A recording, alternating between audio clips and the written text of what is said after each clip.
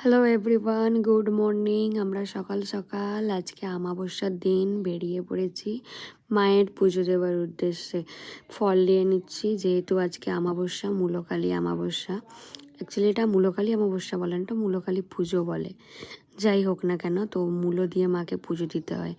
নতুন মূলো, নতুন কুল দিয়ে মাকে পুজো দিতে হয়। এটা 150 বছর পুরনো মায়ের মন্দির। এখানে আমরা পুজো দেওয়ার জন্য চলে এসেছি। আমরা সকাল 8টার সময় এসেছি, আমরা বাড়ি গেছি 11টার সময়।